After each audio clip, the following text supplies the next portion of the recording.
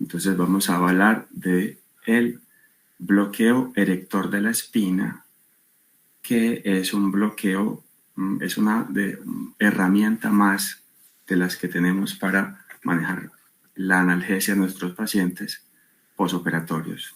Pero en esta ocasión vamos a hablar de la evidencia que tenemos del erector de la espina en pacientes oncológicos. Pero ¿qué es entonces el bloqueo erector de la espina? Tenemos que el bloqueo erector de la espina es una técnica analgésica regional descrita en el 2016 inicialmente por el doctor Mauricio Forero, colombiano, orgullo nuestro. El doctor Forero en el 2016 describe esta técnica en 4 pacientes, 2 de los cuales eran pacientes con dolores costales. Un paciente tenía metástasis costales, el otro paciente tenía un dolor neuropático por trauma costal, traumas y fracturas costales múltiples, y los otros 2 pacientes eran pacientes que estaban programados para toracoscopia.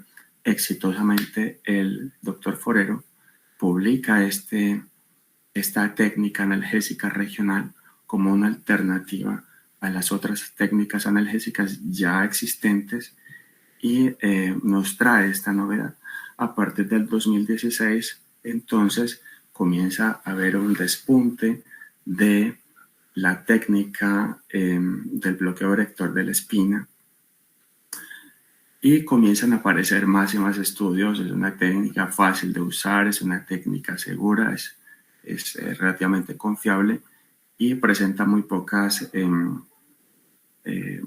complicaciones. Entonces, a partir de ese año comienza a haber un boom, un repunte de los estudios del bloqueo erector de la espina, algunos de los cuales vamos a presentar en este seminario.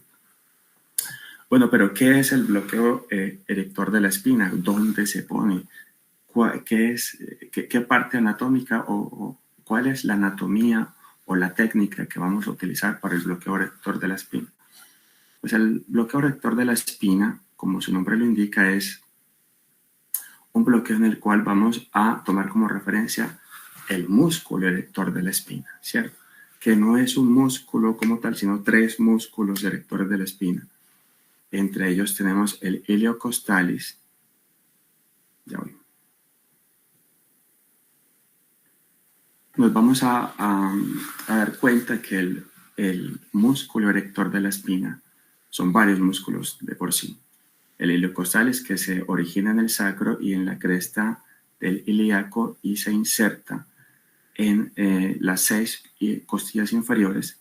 El longissimus, que es un músculo que es el más largo de todos, que se origina en las apófisis transversas de las vértebras lumbares y se inserta también en las costillas y en las apófisis transversas de las vértebras cervicales inferiores y torácicas.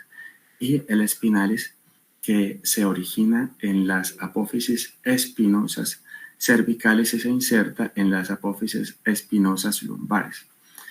Estos músculos tienen como objetivo la estabilización de la columna, al igual que el multífido y al igual que el cuadrado lumbar. Son músculos que nos van a dar estabilidad en la columna vertebral. Igualmente van a producir, como su nombre lo indica, la dorsiflexión de la columna, y cuando se activan unilateralmente van a dar una flexión lateral de la columna, por supuesto. Entonces, ahora vamos a hablar un poco más de la anatomía. Es para decirles que debajo de estos músculos es que nosotros vamos a aplicar el bloqueo erector de la espina. Ya por encima de estos músculos, los anteriores fueron los profundos, estos son más superficiales, vamos a tener una serie de músculos que van a cubrir a los anteriores y digamos la aparición o el escaneo ecográfico de estos músculos va a depender el nivel en el cual vamos a aplicar el bloqueo erector de la espina. Vamos a encontrar el músculo trapecio, el músculo, los romboides y el latissimus dorsi en el caso de los bloqueos erectores de la espina a nivel lumbar. ¿Cómo se pone pues el bloqueo erector de la espina? Primero vamos a considerar que es un bloqueo descrito principalmente para ser utilizado en el tórax, aunque se puede utilizar en la región lumbar para analgesia de miembros inferiores, pero su principal evidencia se encuentra en el tórax. Para describir la técnica de este bloqueo, vamos a tener en cuenta algunas referencias anatómicas, como la apófisis espinosa de la vértebra C7. Vamos a encontrar la escápula, que también va a ser una referencia importante. Ya sabemos que la espina de la escápula corresponde al dermatoma y a la vértebra C3 a su orientación medial, y el ángulo de la escápula corresponde al dermatoma y a la vértebra torácica correspondiente de T7. Después de que nosotros sentamos al paciente, generalmente voy a describir la técnica clásica del bloqueo ISP.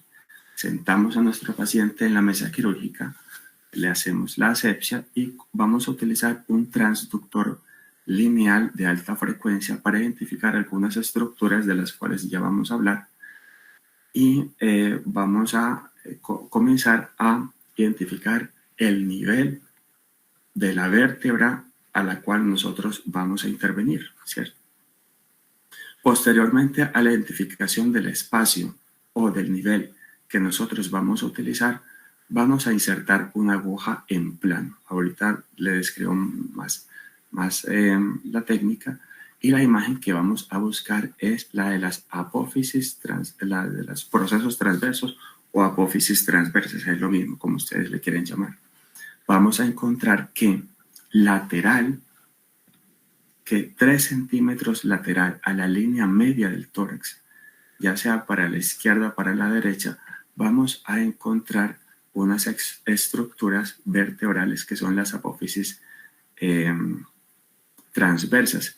Cuando localizamos el transductor en la línea media, vamos a ver obviamente las apófisis espinosas, pero cuando nos desplazamos, la siguiente estructura ósea hiperecoica prominente que vamos a encontrar van a ser las apófisis transversas, ya sea si nos desplazamos a la izquierda o si nos desplazamos a la derecha.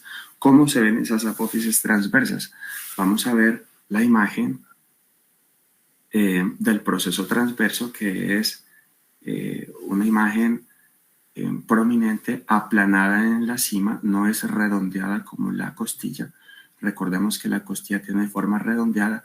Entre la apófisis espinosa y la costilla, que tiene forma de domo, vamos a encontrar el proceso transverso. Más o menos, como les dije, a 3 centímetros lateral a la línea media del tórax.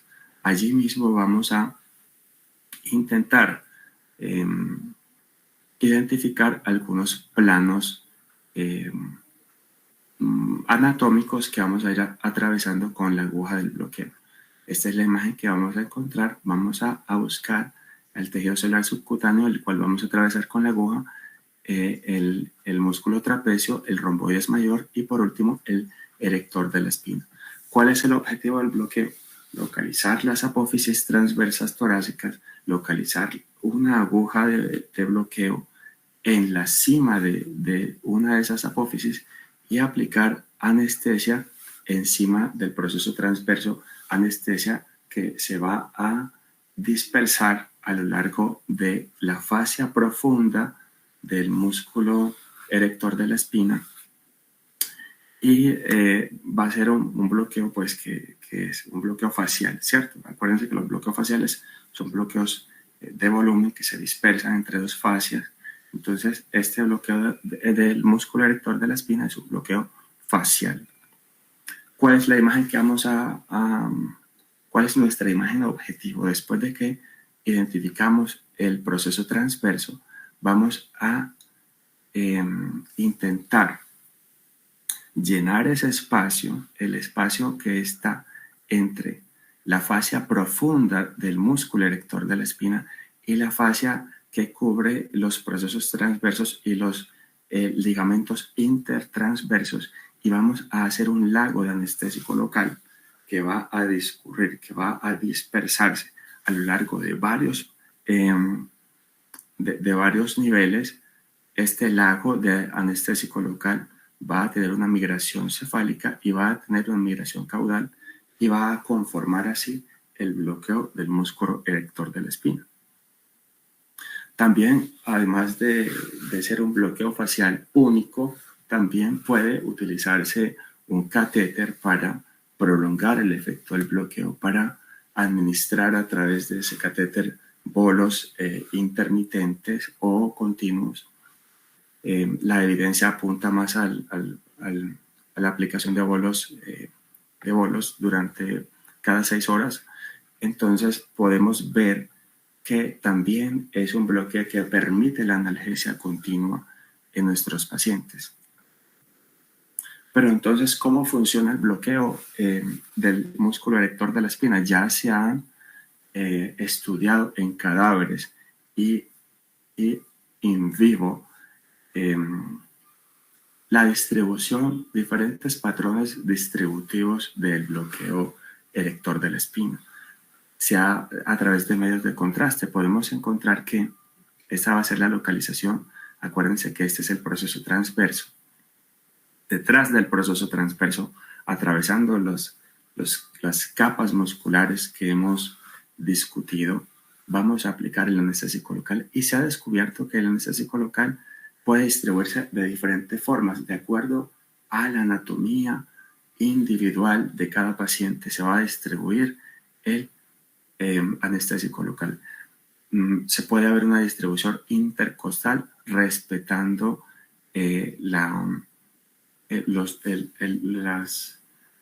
los ramos ventrales de las raíces nerviosas, pero también puede haber una distribución en la cual a través de el foramen costotransverso, que es este que está aquí, puede haber una distribución más rostral del anestésico local, llegando a afectar incluso el espacio epidural.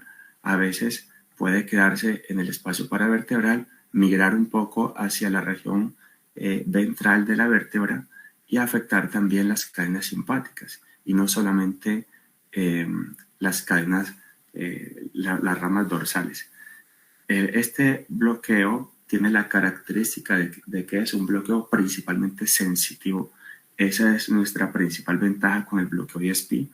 No tiene tanta afectación motora, no tiene tanta afectación simpática como el bloqueo paravertebral.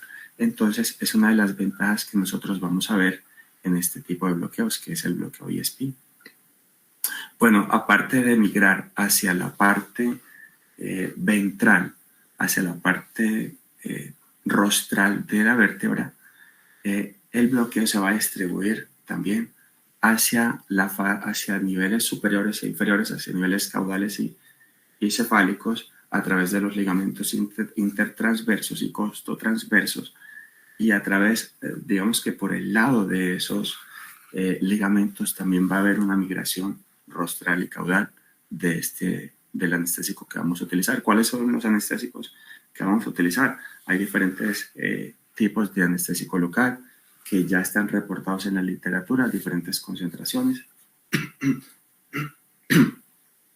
Los más frecuentemente reportados han sido la bupivacaína, no a concentraciones, digamos, originales, sino un poco más diluido, a concentraciones de 0.25 a 0.375%, y la ropivacaína a concentraciones también algo diluidas. La ropivacaína no tenemos en Colombia, pero podemos contar con la bupivacaína. ¿Cuál es el volumen que vamos a aplicar en este tipo de bloqueos? La dosis estándar de anestésico local en volumen en los adultos es de 20 a 30 mililitros, y en los niños se puede usar de 0.2 a 0.3 mililitros por kilo. Entonces vamos a ubicarnos, esta gráfica es para ubicarnos otra vez anatómicamente, geográficamente, dónde estamos ubicados en el bloqueo ESP comparado con los otros bloqueos tradicionales que hemos aprendido a lo largo de nuestra especialización. Nos vamos a dar cuenta que el bloqueo ESP es un bloqueo que se aplica en el neuroeje del paciente. Vamos a aplicarlo detrás de la apófisis transversa de las vértebras dorsales, a diferencia del bloqueo paravertebral, que ya es un bloqueo, como su nombre lo indica, al lado de la vértebra, que ya va a afectar las ramas tanto dorsales como ventrales, incluso a las cadenas simpáticas, produciendo simpaticolisis. Algunos otros bloqueos, como el bloqueo intercostal, ya comenzamos a, digamos, a irnos más lateralmente. Cuando nosotros abordamos el neuroeje, digamos que hay una mayor cobertura metamérica, pero a medida que nos alejamos del neuroeje, ya nuestro bloqueo viene siendo más específico. Alejándonos del neuroeje, entonces tenemos el bloqueo intercostal. Posteriormente tenemos el bloqueo serrato, que ya pues que se va a aplicar entre el dorsal ancho y el músculo y los serratos costales, y más anteriormente vamos a tener abordajes más específicos como son los pectorales, ya sea el pectoral mayor, que se utiliza, pues el PEC 1, perdón, que se utiliza entre el pectoral mayor y el pectoral menor, o el PEC 2, que se utiliza entre el músculo pectoral menor y el serrato. Entonces, esta es, muchachos, nuestra ubicación geográfica comparado con los otros bloqueos tradicionales de la caja torácica. Hablando de la distribución metamérica que vamos a tener en estos bloqueos, nuestro departamento, el departamento de dolor del Hospital San Vicente, hizo un estudio en el 2020 en el cual tomamos 16 pacientes y quisimos saber cómo se distribuía el bloqueo ESP en este tipo de pacientes. Los pacientes eran bastante variados. Teníamos pacientes con neuritis herpética, teníamos pacientes con fracturas costales, con síndromes miofaciales, y de esos 16 pacientes decidimos aplicar el bloqueo ESP a los niveles ya descritos de T5 a T7, y descubrimos que en la mayoría de los pacientes el bloqueo era de 9 dermatomas, dándonos así una razón de un dermatoma cada 2.5 mililitros. Entonces, esa es una de las formas de, digamos, de ver qué alcance tiene un single shot del bloqueo ESP localizado en los niveles clásicos de bloqueo. Ya obviamente conociendo este tipo de distribución metamérica, nos damos cuenta que el bloqueo ESP tiene varias utilidades. Una de esas utilidades obviamente son para distintas cirugías: analgesia en el trauma de tórax, en tórax inestable, en cirugías de mama, cirugías cardíacas, cirugías de abdomen superior y cirugías de abdomen inferior. La utilización que nos corresponde hoy va a ser qué tan útil es el bloqueo ESP para cirugías oncológicas. Vamos a ver. Bueno, antes de hablarles de eso, quiero decirles que también el bloqueo ESP no solamente se ha descrito en tórax, aunque es su descripción clásica, también se ha utilizado a nivel lumbar. A nivel lumbar es mucho más difícil realizar el bloqueo ESP. El músculo multífido es mucho más prominente. Ya la rama dorsal de la raíz nerviosa tiene más divisiones. Aparece una tercera división, que es la rama intermedia. Vamos a comenzar a utilizar mucho más volumen para producir el mismo efecto que un bloqueo torácico. Hasta el doble de volumen va a ser necesario por metámera para llegar a producir bloqueos lumbares. También el bloqueo lumbar es difícil porque en estos pacientes con patologías de miembros inferiores o abdomen o pelvis vamos a tener una dificultad para posicionar al paciente. Muchos de esos pacientes no se van a poder sentar. Vamos a tener que hacer un bloqueo acostado, de medio lado. A veces algunos se van a poder acostar. Y la sonda que vamos a utilizar ya no es la sonda lineal de alta resolución, sino que tenemos que utilizar sondas convexas porque los tejidos están mucho más profundos cuando utilizamos la sonda convexa en el ESP lumbar. Vamos a ver la clásica imagen del tridente, en la cual los procesos transversos, como el transductor curvo, amplía la panorámica de la imagen. Ya no vamos a ver una sola imagen de proceso transverso, sino que vamos a ver varias imágenes, y una de esas imágenes pues obviamente es el famoso tridente. Vamos a utilizar la misma concentración que utilizamos de anestésico local en el bloqueo torácico.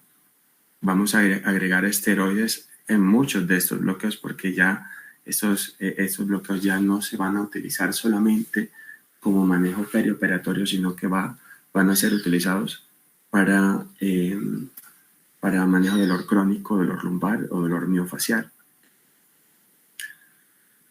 Algo más del bloqueo lumbar, vemos cómo ya no solamente el volumen, sino la distribución va a ser diferente por la cantidad de masa muscular que hay a nivel lumbar. Y la utilización del bloqueo lumbar se va a limitar ya más a dolores lumbares, radiculopatías, cirugías de abdomen bajo y cirugías incluso del miembro inferior. ¿Cuáles son las complicaciones después de esta introducción de qué es el bloqueo ESP? Debo mencionar cuáles son las complicaciones del bloqueo ESP. Obviamente son bloqueos que se realiza cerca de las costillas, cerca de la pleura. Hay riesgo de neumotórax. Sin embargo, el riesgo de neumotórax es muy bajo. Incluso hasta la fecha se han registrado solo 2 neumotórax reportados en la literatura con la utilización del bloqueo ESP. Va a haber debilidad motora en miembros inferiores, también por algo de migración del anestésico a nivel epidural. Puede haber intoxicación por anestésicos locales, puede aparecer priapismo porque parte de ese anestésico puede migrar hasta las cadenas simpáticas y puede, digamos, producir una simpaticolisis y predominio del sistema parasimpático que va a producir el priapismo, y puede haber falla del bloqueo incluso hasta un 18% de los pacientes. ¿Qué vamos a encontrar en cáncer? ¿Cuál es la utilidad de este bloqueo en los pacientes oncológicos? Obviamente nuestra primera evidencia va a ser el cáncer de mama. Este es un metaanálisis en la cual vamos a ver la utilidad del bloqueo ESP comparado con la anestesia general y analgesia multimodal.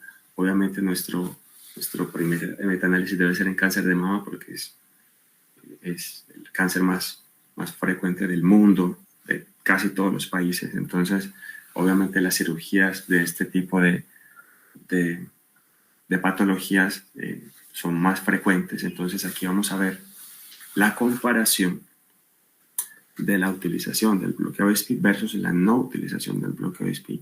Y en este forest plot vamos a darnos cuenta de qué tan favorable es el bloqueo ESP en cuanto al consumo de opioides en 24 horas comparado con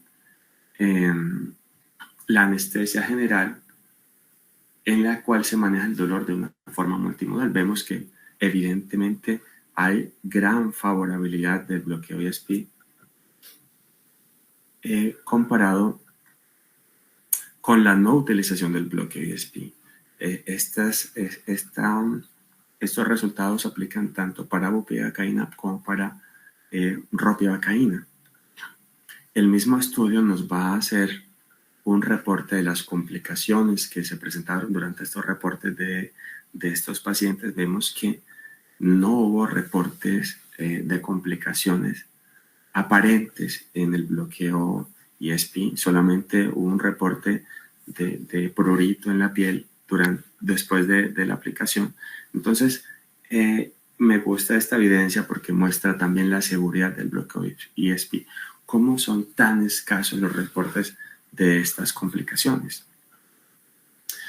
En el mismo estudio vamos a darnos cuenta que el bloqueo ESP, aunque al principio de la cirugía, en el posoperatorio inmediato, en el posoperatorio, en la sala de recuperación, puede necesitar rescates analgésicos los pacientes sometidos a la mastectomía, también es cierto que al paso de las horas, cuando avanzan las horas posoperatorias del paciente, cuando llegamos a las 6 horas o llegamos a las 12 horas, vemos cómo se hace más evidente que el bloqueo ESP va a ahorrar más opioides, aunque inmediatamente en la sala de recuperación posanestésica vamos a encontrar que no hay mucha diferencia en los rescates analgésicos entre los pacientes con bloqueo y sin bloqueo. Nos vamos a dar cuenta que más adelante los pacientes van a requerir menos dosis de opioides a medida que avanza el tiempo posoperatorio. Este otro estudio corrobora también el estudio que vimos anterior, casi más de 400 pacientes también. Vamos a ver cómo se compara la utilización del bloqueo de ESP versus la no utilización del bloqueo para un consumo oral de morfina en 24 horas. Vemos obviamente el forest plot nos muestra evidentemente una mucha mayor ventaja del bloqueo ESP comparado con la sola anestesia general para el consumo de los opioides. Pero no solamente eso, porque este mismo estudio ya comienza a comparar el bloqueo ESP con otros bloqueos tradicionales que hemos aprendido en nuestra práctica. El bloqueo, ya comenzamos a comparar el bloqueo ESP con bloqueos más utilizados en también cirugía de mama. Vemos como el PEG, que digamos es el que más ha mostrado eficacia en la cirugía de mama, comienza a mostrar también una eficacia superior al bloqueo ESP, pero nos damos cuenta que los scores de dolor en el posoperatorio inmediato, tanto el bloqueo pectoral como el bloqueo ESP van a comenzar a presentar los mismos niveles de escalas de dolor en el posoperatorio inmediato, aunque sí es cierto, y esto ya se ha descubierto en varios estudios en donde comparan el PEC con otros bloqueos torácicos. El PEC sigue presentando una superioridad en la analgesia posoperatoria en cirugía de mama.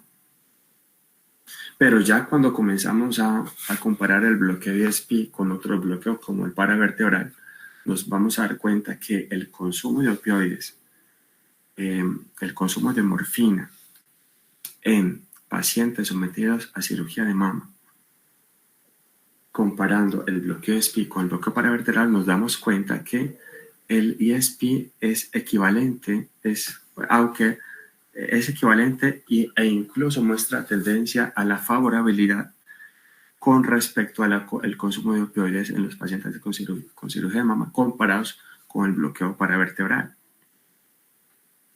Bueno, y ya sabiendo más o menos la equivalencia del bloqueo ESP comparado con otros bloqueos, ¿qué dosis vamos a utilizar? Vemos que están reportadas concentraciones altas de anestésico local y concentraciones bajas de anestésico local. Pues este estudio nos muestra diferentes tipos de concentraciones, cómo vamos a utilizar esas concentraciones, si una concentración alta es superior o una concentración baja no tiene ninguna diferencia. Acordémonos que el bloqueo ESP es un bloqueo reciente, estamos intentando descubrir dosis, volúmenes, niveles, estamos intentando pulir la técnica, mirar qué tan flexible puede ser la utilización de esa técnica. Entonces, en este estudio vamos a ver que se utilizaron dos tipos de concentraciones del bloqueo en el bloqueo ESP. Una concentración baja o digamos estándar de 0.25% de bupivacaína y una concentración más alta de 0.375% de bupivacaína. Vemos que en el grupo 1, donde está la concentración más alta de bupivacaína, se requirió menos fentanil intraoperatorio, menos tramadol posoperatorio. En la sala de recuperación no hubo diferencias, no se necesitaron rescates de fentanilos en la sala de recuperación, pero ya cuando trasladamos al paciente a hospitalización, sí nos damos cuenta que en los pacientes que utilizamos mayor concentración de bupivacaína en el bloqueo de ESPI requirieron menos analgesia de rescate comparado con los que utilizamos menor concentración. Las concentraciones son muy fáciles de preparar. La concentración al 0.25 es tomar la bupivacaína estándar que nosotros contamos en Colombia y diluirlas, tomar una jeringa de 20, tomar 10 centímetros de bupi y agregar 10 centímetros de solución salina. Y la concentración al 0.375 también es muy fácil de utilizar. Se utiliza la misma jeringa de 20. Vamos a tomar 15 centímetros de bupivacaína y solamente vamos a agregar 5 centímetros de solución salina en caso de que ustedes quieran variar estas concentraciones de anestésico. Obviamente hay más estudios que demuestran cómo el PEC sigue siendo superior en cirugía de mama. En estos pacientes, en este estudio muestran pacientes sometidos a mastectomía radical en la cual evidentemente las medias de escala numérica de dolor de el ESP son superiores a las medias de escala numérica de dolor del bloqueo PEC, corroborando los estudios anteriores en los cuales el PEC sigue mostrando menor consumo de fentanil intraoperatorio, menor consumo de tramadol posoperatorio y menor requerimiento analgésico posoperatorio. Sigue yendo el ESP un poco por detrás del ESP, perdón, el ESP sigue yendo por detrás del bloqueo pectoral en cirugía de mama. Pero la cirugía de mama no es la única cirugía oncológica a la cual nos vamos a enfrentar. También vamos a tener pacientes con cirugías para cáncer de pulmón, que es el segundo tipo de cáncer más frecuente del mundo. Entonces, obviamente vamos a enfrentar a este tipo de pacientes. Este es un estudio escandinavo publicado este año en el cual a una serie de 60 pacientes distribuidos entre pacientes a los cuales fueron sometidos a bloqueo ESP versus pacientes a los cuales se sometieron a bloqueo intercostal, nos damos cuenta que en el bloqueo ESP los pacientes tuvieron una menor escala analgésica numérica de dolor comparado con el grupo que recibió el bloqueo intercostal.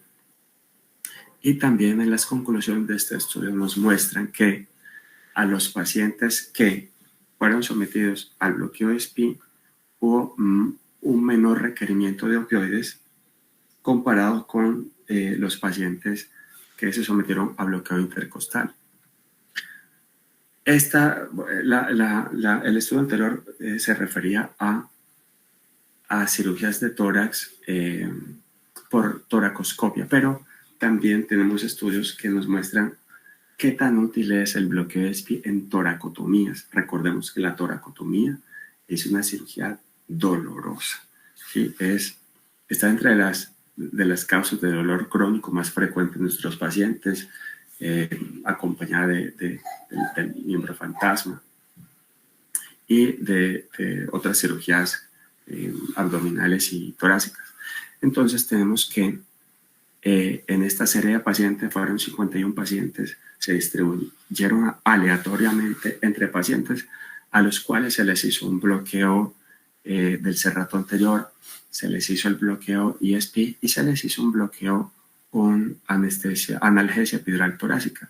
Vemos que el dolor en reposo, el bloqueo ESP fue superior al bloqueo del cerrato anterior Y cuando el paciente tosía, cuando había ese incremento dinámico, ese incremento del dolor por movimiento de la tos, nos damos cuenta que el bloqueo ESP se equiparaba a la analgesia epidural, que es el gold standard. Recordemos que el gold standard de la analgesia torácica es la analgesia epidural y es la más utilizada en cirugías torácicas, sobre todo en toracotomías. Y vemos cómo el ESP es equiparable en analgesia y en ahorro de opioides con el gold estándar, que es la analgesia epidural, incluso siendo superior al bloqueo cerrato. El bloqueo cerrato realmente no tiene tanta evidencia en toracotomía, tiene más evidencia en cirugía de mama, pero en toracotomía el bloqueo cerrato, el ESP puede ser incluso superior al bloqueo cerrato.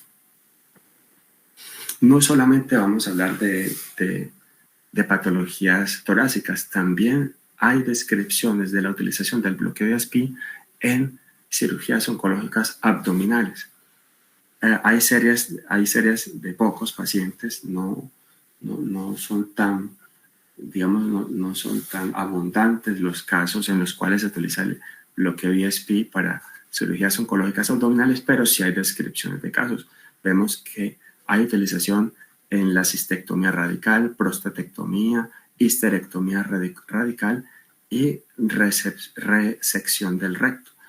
En este estudio nos damos cuenta que, se compara el bloqueo ESP para cirugía oncológica torácica, abdominal, pero como ya sabemos que el abdomen está inervado principalmente por raíces torácicas, obviamente el bloqueo se va a utilizar a un nivel torácico bajo. Entonces en el estudio se compara el bloqueo del transverso abdominal versus el bloqueo ESP y nos damos cuenta que en este caso el bloqueo ESP es superior al bloqueo del transverso abdominal si medimos el consumo medio de morfina en 24 horas, el tiempo en el cual se requiere el primer rescate de morfina, el consumo intraoperatorio de fentanil y la incidencia de náusea y vómito. La incidencia de náusea y vómito moderada, el bloqueo TAP tiene evidencia superior, pero ya cuando hablamos de una náusea y vómito más persistente, pues el bloqueo ESP tiene más ventaja. No solamente los cánceres antes mencionados han sido estudiados, también el cáncer de ovario, que también es otra patología frecuente en nuestro medio, también ha sido sometido a el escrutinio del ESP. Vemos en este estudio publicado en la revista colombiana de anestesia como en una serie de 60 pacientes sometidos a laparotomía por cáncer de ovario, vemos cómo el bloqueo ESP es superior también al bloqueo del transverso abdominal. Vemos que el bloqueo ESP ofrece un menor consumo de fentanilo intraoperatorio, menor consumo de tramadol posoperatorio, un tiempo más prolongado de rescate en el posoperatorio y los pacientes que requieren analgesia en hospitalización es menor ese número comparado con los pacientes que recibieron el bloqueo TAP para cáncer de ovario. En esta gráfica quiero mostrarlo también porque vemos cómo el bloqueo ESP, este es solamente un reporte de caso, vemos cómo el bloqueo ESP también es seguro en analgesia preoperatoria, porque a veces nosotros vamos a hacer, digamos que estamos en un hospital donde llega un paciente con dolor no controlado, no hay servicio de dolor.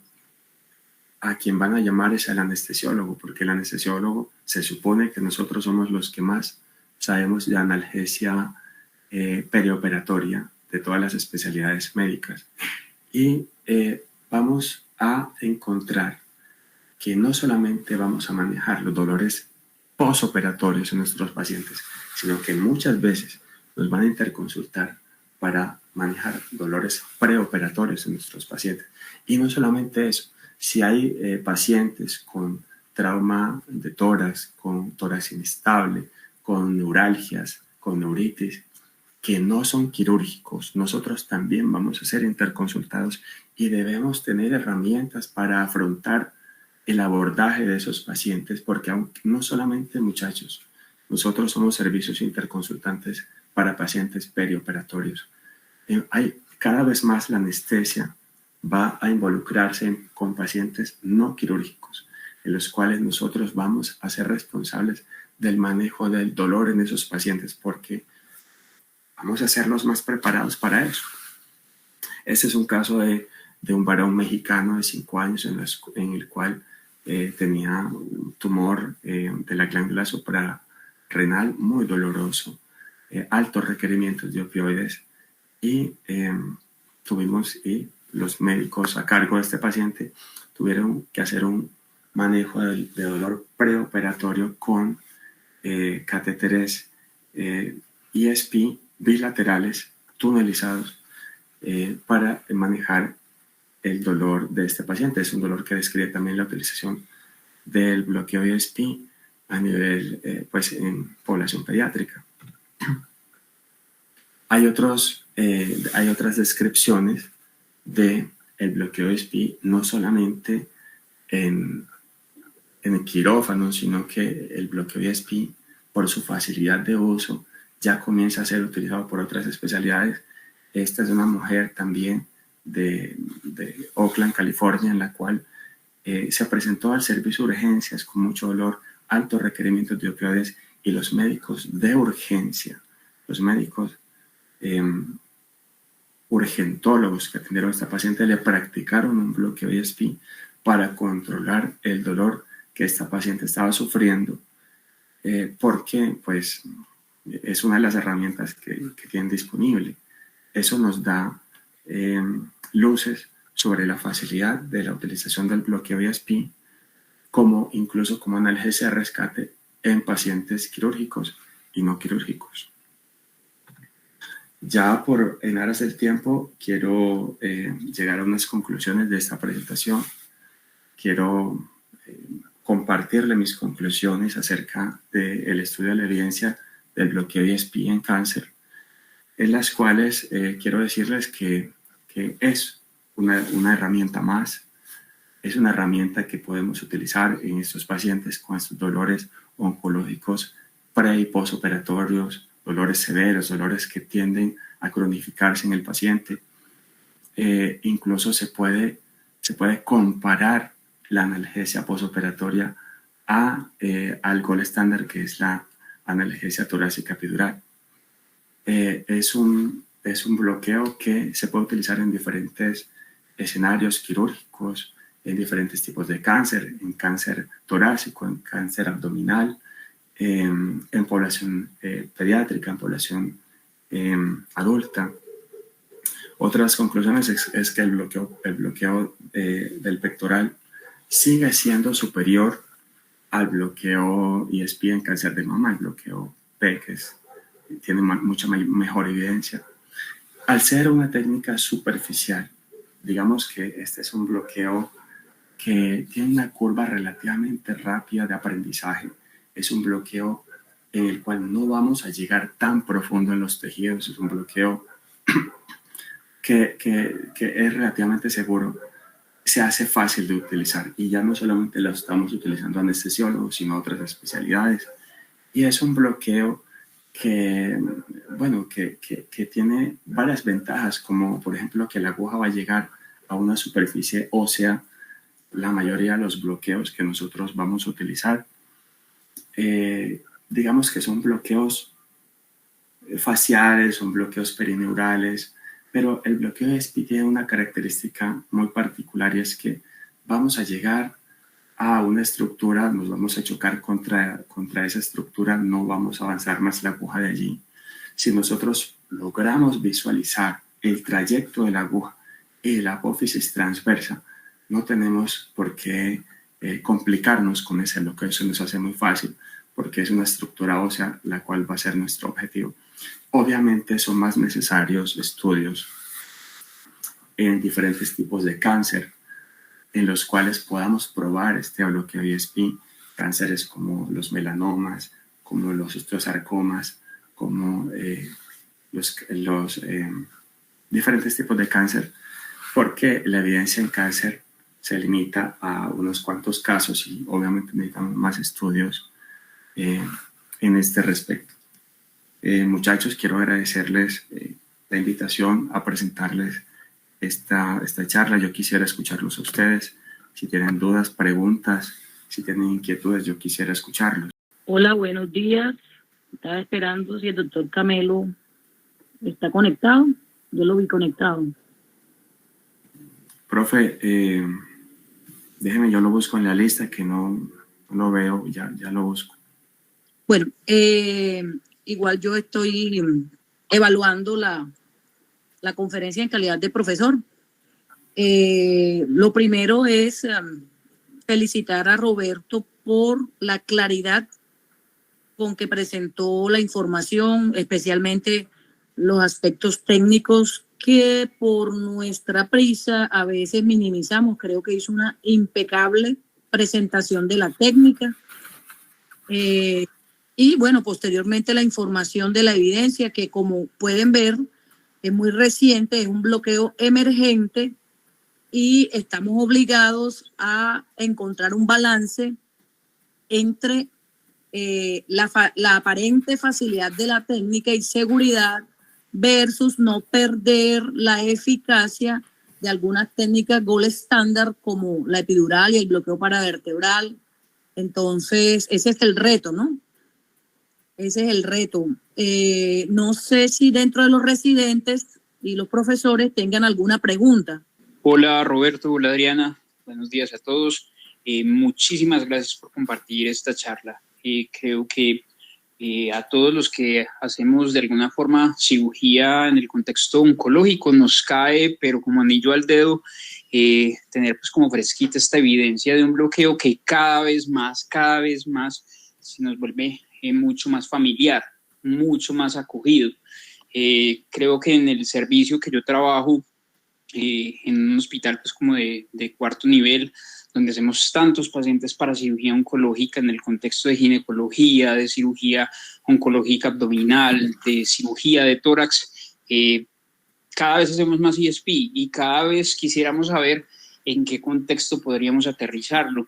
Es bien interesante lo que muestras, porque cuando hacemos la revisión en la cátedra de anestesia regional avanzada sobre estos bloqueos interfaciales, uno siempre se da cuenta de que el ESP termina pareciéndose mucho en los desenlaces, con algunas diferencias específicas, a los desenlaces del bloqueo paravertebral, y tiene todo el sentido, lo que tú explicas, pues, como de la dispersión justamente interfacial hacia el espacio paravertebral de alguna forma. Y en ese contexto específico siempre le queda la duda a uno cuando piensa en el bloqueo paravertebral en uno de los riesgos puntuales, que es, digamos, los riesgos mecánicos de la punción. Uno se pone a buscar, y creo que en este momento nos queda muy difícil justamente por esa parte de la emergencia de la evidencia, pero uno se pone a buscar y uno no encuentra puntualmente con un peso importante en la evidencia el relato de complicaciones mecánicas tipo neumotórax. Entonces, cuando uno va a hacer un bloqueo paravertebral versus un bloqueo ESP y va a elegir entre el uno y el otro, muchos de mis compañeros se van por el ESP porque le temen a la punción pleural inadvertida o advertida en el momento en el que están acercándose justamente al espacio paravertebral. Uno tiene en los metaanálisis, en las revisiones sistemáticas, datos sobre el modelo quirúrgico y sobre el ahorro de opioides inmediato en las primeras 6, 12, 24 horas, en la satisfacción del paciente, en la escala visual análoga, pero en esa parte justamente de, digamos, como de la complicación, ¿tenés algún dato particular que nos oriente como a definitivamente sigue siendo equivalente, menos complicación mecánica inadvertida. ¿Tienes algo de pronto en la evidencia que nos aterrice ese dato específico de seguridad diferente a la hipotensión que ya se hace más manifiesta, diferente a la satisfacción, diferente a los desenlaces de dolor? Profe Carlos, bienvenido, muchas gracias por la pregunta. Le cuento que revisando la evidencia de complicaciones encontré 2 reportes, seguramente habrá más. La dificultad con las complicaciones, profe, es la falta de reporte en la literatura. Es claro que puede haber complicaciones. Nuestra tarea como médicos es reportarlas. Ojalá cada vez haya más evidencia de este tipo de complicaciones para saber cómo evitarlas. Pero hasta el momento encontré 2 reportes de neumotórax en un reporte de más de 600 pacientes, solo 2 neumotórax, profe Carlos, en los cuales se documentó, pues evidentemente que el neumotórax fue por el bloqueo ESP. Pero, profe, de pronto en las primeras diapositivas alcanzamos a ver que no había como más reportes de complicaciones, lo cual pues nos tranquiliza mucho también, porque nos damos cuenta que sí es un bloqueo seguro y también, como ya digo, está un poco más alejado de la pleura que otros bloqueos del tórax, y también pues porque una de las ventajas es que no vamos a llegar al hueso, ¿cierto? Porque una cosa es llegar hasta el hueso y otra cosa es profundizar la aguja indefinidamente. Entonces yo pienso que eso nos da cierta tranquilidad. Sin embargo, estaré averiguando, investigando más, profe, sobre la aparición de más reportes de complicaciones. En el momento no se han documentado, pero seguramente que sí los hay. Bueno, yo creo que el tiempo ya se terminó, pero no quiero terminar esta actividad sin decir que desde mi óptica, el erector de la espina tiene un punto débil y es la prueba de bloqueo exitoso. Sabemos que para el caso de epidural hay publicaciones muy serias que te muestran que a los 5 minutos de colocado el catéter tú puedes saber si tu bloqueo está epidural o no. Para el caso del bloqueo paravertebral, 35% de los ensayos probaron el catéter paravertebral. Eso para una cirugía dolorosa como el tórax, que a veces la sonda tórax puede doler hasta 5 días del postoperatorio, es bien importante y bueno para detectar. La prueba del catéter erector de la espina está en pañales, es concentración dependiente. Nosotros, el trabajo que publicamos en Pain Physician, creo que en la literatura es la concentración de las más altas, pues porque utilizamos dosis anestésicas de bupivacaína y es lo que, en mi opinión, puede hacer que la concentración de bupivacaína pueda ser capaz de pasar al espacio epidural y provocar bloqueo sensitivo dermatómico importante. Creo que el erector de la espina, como todos los bloqueos faciales, es concentración dependiente y la prueba del catéter, como decía, está en pañales. Para cirugías muy dolorosas, creo que es un reto documentar para tú como anestesiólogo, al despertar tu paciente, sepas qué hacer. Bueno, muchas gracias para todos. Gracias, profe. Esperamos tenerlo en una segunda oportunidad y bueno, feliz resto de día. Feliz día para todos.